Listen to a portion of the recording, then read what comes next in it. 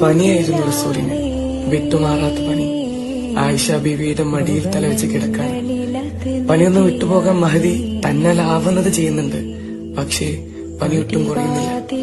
ജിബ്രീൽ അലൈഹിസ്സലാത്തു വസ്സലാം വന്നിട്ട് ചോദിച്ചു, നബിയെ, പുറത്ത് അസ്രായേൽ നിൽക്കുന്നുണ്ട്, അങ്ങേക്ക് സമ്മതാണെങ്കിൽ അങ്ങയുടെ റൂഹിനെ കൊണ്ടുപോകാൻ അള്ളാഹുവിന്റെ കൽപ്പനയുണ്ട്.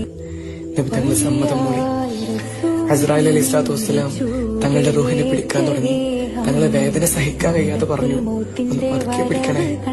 മറുപടി ഇതായിരുന്നു, നബിയെ, വെണ്ണയിൽ നിന്നും നൂല് വലിക്കുന്നത് പോലെയാണ് അങ്ങയുടെ റൂഹിനെ പിടിക്കുന്നത്. നബി തങ്ങൾ പറഞ്ഞ മറുപടി, ഇങ്ങനെയാണെങ്കിൽ എന്റെ ഉമ്മത്തിന്റെ അവസ്ഥ എന്താകും? അങ്ങനെ മദീനയിൽ ആ വാർത്ത വരുന്നു, നബി തങ്ങൾ വഫാത്തായിരിക്കുന്നു. എവിടെയും സങ്കടങ്ങൾ അലത്തല്ലേ, ആർക്കും വിശ്വസിക്കാനായില്ല.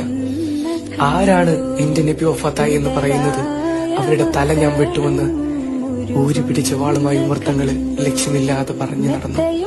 നബിയില്ലാത്ത മദീന എനിക്ക് കാണണ്ട, എന്റെ കണ്ണിന്റെ കാഴ്ച നീ എടുത്തു കളയണേ എന്ന് ഒരു സ്വഹാബി. ജീവനായിരുന്നു നബി, പക്ഷേ നബി തങ്ങൾ വഫാത്തായിട്ടില്ല.